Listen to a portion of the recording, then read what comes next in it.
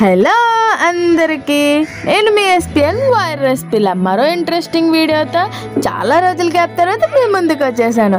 అదేమిటి అనుకుంటున్నారా? మన వినాయకుడు గారి నిమజ్జనం వీడియోనండి. చూసారా, ఆ వినాయకుడు ఎప్పుడెప్పుడు వాళ్ళ ఇంటికి వెళ్ళిపోదామా అని చూస్తున్నట్టుంది. ఎంత కలగా ఉన్నారో కదా, గజమాలతోటి. అండ్ వాళ్ళు చాక్లెట్ మాల కూడా వేసారండి.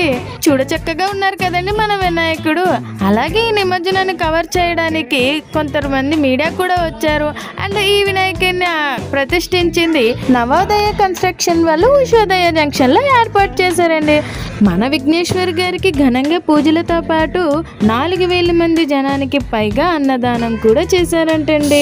ఇంతకీ నిమజ్జనాలు ఎక్కడో కాదండి, మన వైజాగ్ లో ఆర్కే బీచ్ లో అండ్ జోడుగులపాలెం మరియు సాగర్ నగర్ లో ఏర్పాటు చేశారు. ప్రజలకు ఎటువంటి ఇబ్బంది కలగకుండా, అలాగే ఏ రకమైన హానికరమైన ప్రమాదాలు జరగకుండా పోలీస్ సిబ్బంది ప్రొటెక్షన్ చాలా గట్టిగానే ఏర్పాటు చేశారండి.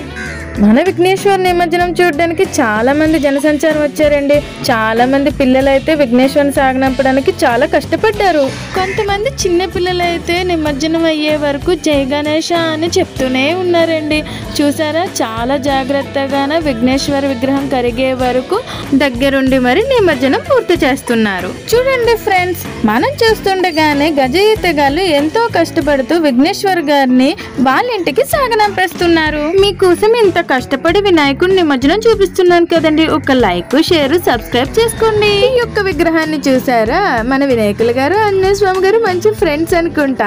చాలా చక్కగా కూర్చున్నారు కదా. చాలా భారీ విగ్రహాలు అనుకోండి, క్రేన్స్ తో తీసుకెళ్తున్నారు.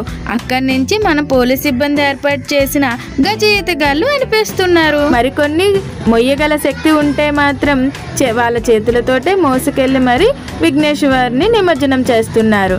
చూసారా, మీరే చూడండి, చాలా చక్కగా ఉన్నాయి కదా. చూడండి, ఒక విఘ్నేశ్వర్ గారు వెళ్ళగానే మరి ఇంకొకరు వచ్చేసారు. వీళ్ళు ఇంకా బాగున్నారండి కృష్ణ అవతారంలో. మళ్ళీ ఇంకొన్ని ఇంట్రెస్టింగ్ వీడియోతో మీ ముందుకు వస్తుంది వైరస్ పిల్ల.